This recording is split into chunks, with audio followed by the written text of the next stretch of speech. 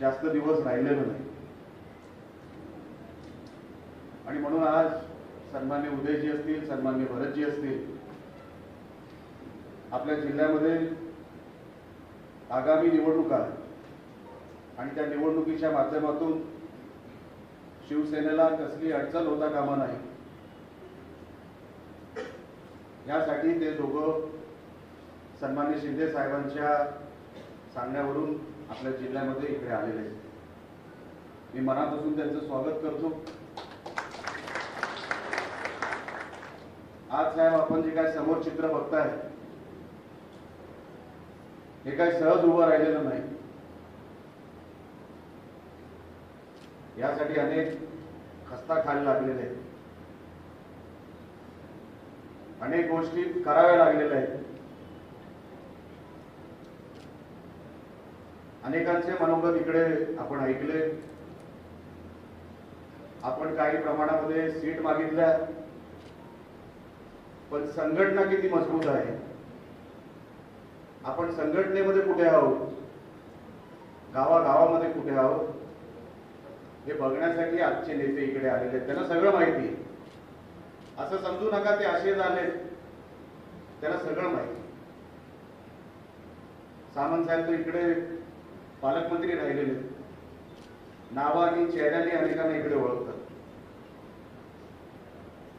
साहेब खरोखरच मागच्या 6 महिन्यामध्ये माझं सोडून दे,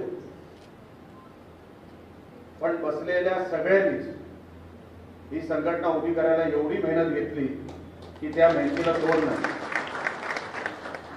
आज सर्वात जागृत संघटना म्हणून जर या जिल्ह्यामध्ये कुठली संघटना काम करत असेल तर ती शिवसेना आहे। आम्हाला काही साहेब सांगावं लागत नाही, हे सगळं शिंदे साहेबांच्या प्रेमापोटी चाललेलं आहे, शिवसेनेच्या प्रेमापोटी चाललं। आजची गर्दी साहेब आपण बघताय, भूक की चू नाही केलं कोणी, कारण का ते शिवसैनिक म्हणून बसले, शिवसेना म्हणून आले, त्यांना कसली अपेक्षा नसते साहेब, त्यांना कसली अपेक्षा नसते। येणाऱ्या निवडणुकीमध्ये साहेबांनी म्हणजे शिंदे साहेबांनी वर्धापन दिवसाच्या भाषणामध्ये याचा उल्लेख केला होता की आता ज्या निवडणुका येतील त्या कार्यकर्त्यांच्या निवडणुका आहेत।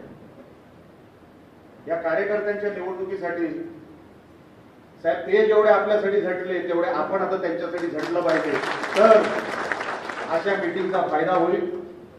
कारण का शिवसेना सिंधुदुर्ग हे नाटक आताच नाही, वर्षानुवर्षांचं आहे। हे सगळे जिवंत गावागावामध्ये साहेब असेच दिसले तरी प्रत्येक एकदा गावात घुसला तर समोरच्याचा झेंडा घेऊनच परत येतो, झेंडाही ठेवत नाही समोरच्याचा। जीवाभावाची लोक आहे साहेब, मागणारी काही नाही। 6 महिने आम्ही बघतोय साहेब, कोणाला बोलवावे तसं लागलं नाही। सामंत साहेब एक तर कुठूनही दिसतात, उभे राहिले की स्वतःहून लोक शिवसेनेमध्ये येत आहेत, फक्त नजर गेली तो माणूस शिवसेनेमध्ये येतोय, अशी परिस्थिती मागच्या 6 महिन्यामध्ये आपण इथे उभी केली साहेब। याच्यामध्ये मोठं योगदान सन्माननीय आपले मुख्य नेते शिंदे साहेबांचं, त्यांच्या कार्याचं आहे। मुख्यमंत्री म्हणून त्यांनी जे 2.5 वर्षामध्ये कार्य केलं, काम केलं, आज त्याचा फायदा साहेब आम्हाला मिळतो। कुठे आम्हाला कन्व्हिन्स करावं लागत नाही की तुम्ही काय शिवसेनेमध्ये यावं, शिवसेनेमध्ये गेल्यावरच आपलं काम होईल हे प्रत्येकाला माहीत असल्यामुळे प्रत्येक माणूस शिवसेनेकडे वळतो। आणि म्हणून साहेब आज काय जास्त बोलायला नाही, मी अनेक वेळेला आपल्या समोर बोललेलो आहे। आज आम्हाला तुमच्याकडून ऐकायचं आहे, आज आपण तुम्ही आम्हाला काय द्यायला आलात हे आम्हाला ऐकायचं आहे। कारण का साहेब खरोखरच या जिल्ह्यामध्ये जे काम चालू आहे ना, म्हणजे पक्षाने आमच्या सगळ्यांचं, आमचं सोडून द्या, माझं सोडून द्या, या सगळ्यांचं कौतुकच केलं पाहिजे, एवढं काम या मतदारसंघामध्ये केसरकर साहेबांच्या मतदारसंघामध्ये चालू आहे।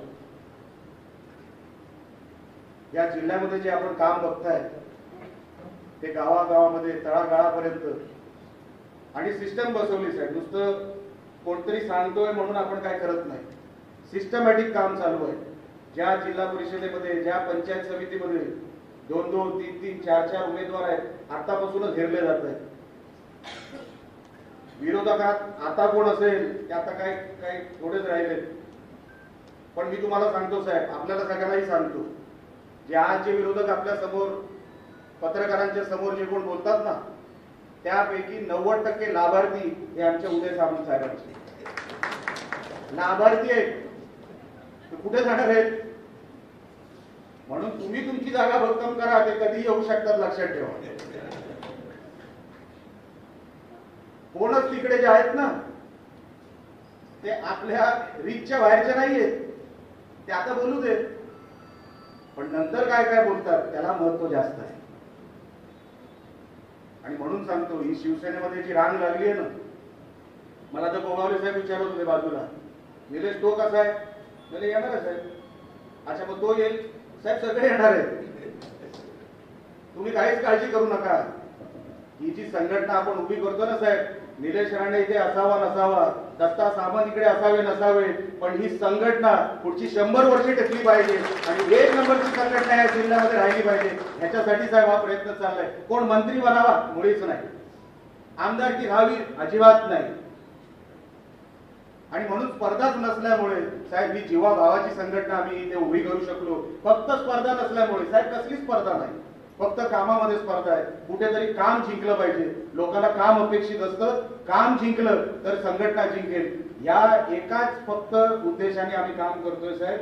बाकी दुसरा आमच्या मनामध्ये आम्हाला तो शिंदे साहेबांच्या चेहऱ्यावर आनंद बघायचा आहे साहेब. झेंडा फडकला आपला शिवसेनेचा, हे जेव्हा टीव्हीवर दिसेल, आपल्या साहेबांना जो आनंद होईल ना साहेब, तो आनंद बघायचा आहे. म्हणून हे सगळं चाललंय, म्हणून ही सगळी धडपड चालली. आणि म्हणून हरला कोण साहेब मला माहित नाही, जिंकली माझी शिवसेनाच पाहिजे, याच्यासाठी ही धडपड चालू होती. आणि म्हणून आपण सगळे इकडे जमलात, आज आपण आलात. आपण